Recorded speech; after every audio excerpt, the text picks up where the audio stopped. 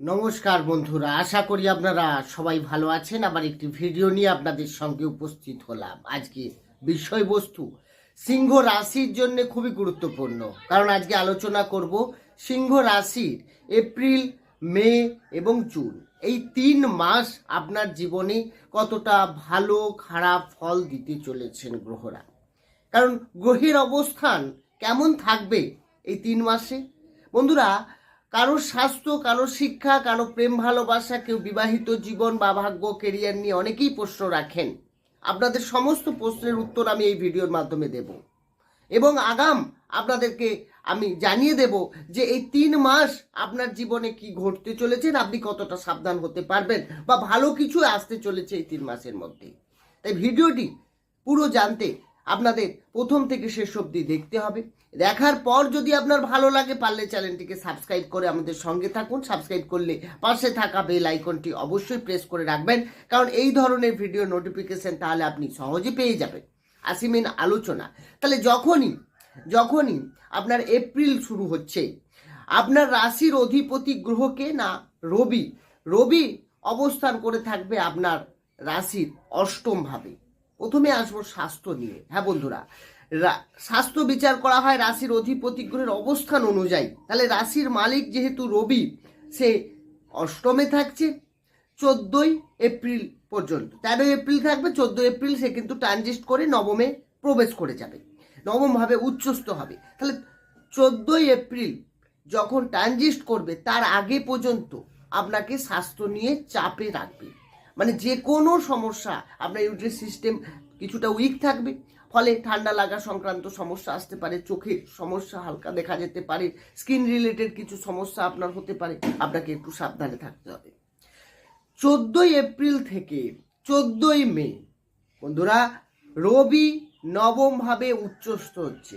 এই বছরে সব থেকে পাওয়ারফুল অবস্থায় থাকবে রবি। হ্যাঁ বন্ধুরা, স্বাস্থ্য আপনার এরপর থেকে অনেক ঠিক হবে। এমনকি যাদের স্বাস্থ্য নিয়ে আগে কোনো সমস্যা ছিল, তাদেরও কিন্তু এই সময়টা দেখবেন আগের থেকে অনেক ভালো হচ্ছে। এবং 14ই মে থেকে 14ই জুন রবি দশম ভাব, তারপরে একাদশ, তার মানে পরপর রবির অবস্থান কিন্তু খারাপ হচ্ছে না। তাই বন্ধুরা, যে কথা বলবো সেটা হচ্ছে আপনার স্বাস্থ্য নিয়ে 13ই এপ্রিল পর্যন্ত আপনাকে সাবধানে থাকতে হচ্ছে। 14 এপ্রিলের পর সেটা ঠিক হয়ে যাবে। এরপরে যে বিষয় আসবো সেটা হচ্ছে আপনার শিক্ষা বিচার করা হয় পঞ্চম ভাব থেকে। পঞ্চমের অধিপতি গ্রহ হচ্ছেন মঙ্গল, যে কিনা পঞ্চমের অধিপতি গ্রহ হচ্ছেন আপনার বৃহস্পতি অবস্থান করে থাকবে আপনার রাশির নবম ভাবে। এপ্রিল মাস পুরো থাকছে। নবম হচ্ছে ভাগ্যের ঘর, তার মানে এখানে বৃহস্পতি কিন্তু ঠিক অবস্থায় ক্ষেত্রে রয়েছে, খুব ভালো অবস্থায় রয়েছে। এরপর দশমে গোচর করবে কেন্দ্রে, সেখানেও বৃহস্পতি কিন্তু ঠিকঠাক থাকবে। ফলে পড়াশুনো নিয়ে এই 3 মাস কোনো সমস্যা থাকছে না। আপনি আপনার ভাগ্যের সঙ্গে যুক্ত হবেন, অর্থাৎ আপনার হঠাৎ করে কোনো কিছু একটা অনেকদিন ধরেই চেষ্টা করছেন, অ্যাডমিশন নেওয়া হচ্ছে না, সেগুলো থেকে যেমন বেরোবেন, তেমনি পড়াশোনায় আপনার মন আসবে, নতুন করে কোনো ডিসিশন নিতে পারেন। সরকারি কোনো চাকরির জন্য আপনার প্রিপারেশান নিচ্ছেন, সেক্ষেত্রে আপনার ভালো হবে। পড়াশুনো রিলেটেড যাবতীয় প্রশ্ন যদি থাকে, আপনার বলবো এই 3 মাস আপনাদের খুব ভালো চলবে। 3 মাসে কোনো সমস্যা বড় ধরনের হচ্ছে না বিদ্যার্থীদের জন্য। এরপরে যে বিষয় আসবো সেটা হচ্ছে আপনার প্রেম ভালোবাসা। পঞ্চম থেকেই প্রেম ভালোবাসা বিচার করা হয়।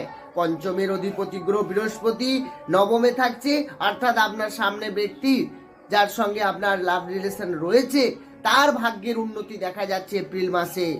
আবার যখনই বৃহস্পতি দশমে গোচর করবে 1 মে, তখন থেকে তার আবার কেরিয়ার, মানে আপনার সামনের যে ব্যক্তি যার সঙ্গে আপনার সম্পর্ক রয়েছে, তার কেরিয়ারের ডেভেলপ দেখা যাচ্ছে মে জুন মাসে। এবং একটি কথা, যখনই দশমে বৃহস্পতি প্রবেশ করবে, তখন থেকে কিন্তু আপনার মধ্যে কিছুটা, দুজনের মধ্যে কিছু মিসআন্ডারস্ট্যান্ডিং তৈরি করতে পারে, কারণ শুক্রের ঘরে বৃহস্পতি অবস্থান করছে। সেক্ষেত্রে আপনাকে কিছুটা কন্ট্রোল করতে হবে।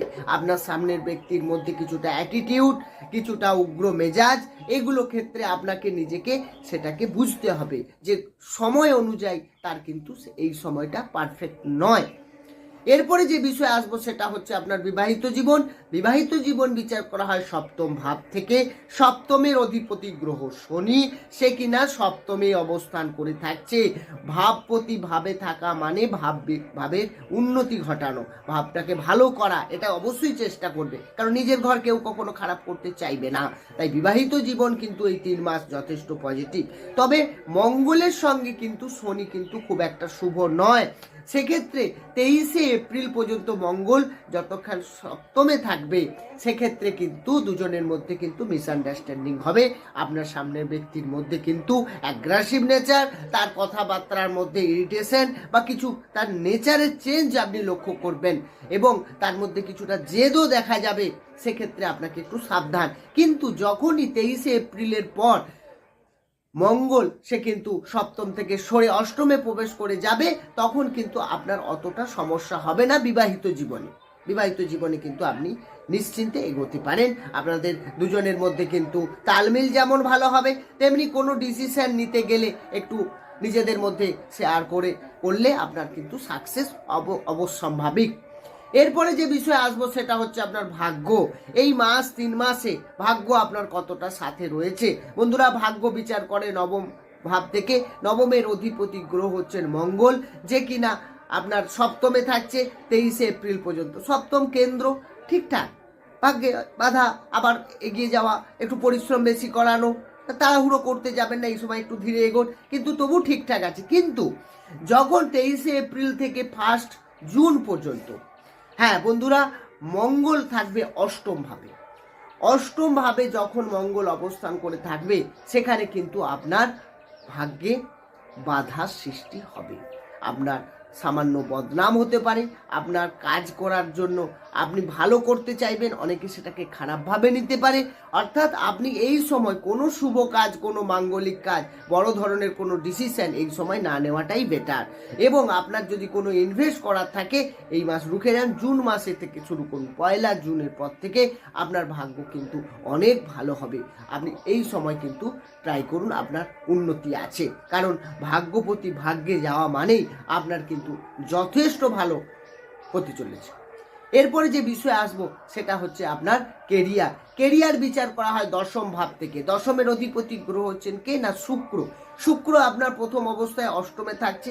25শে এপ্রিল সে কিন্তু নবমে গোচর করে যাচ্ছে। তাহলে 25শে এপ্রিল পর্যন্ত কর্মের ক্ষেত্রে আপনার বা রাহুর সঙ্গেও যুক্ত আছে, কারণ রাহু অষ্টমে অলরেডি ওখানে থাকছে।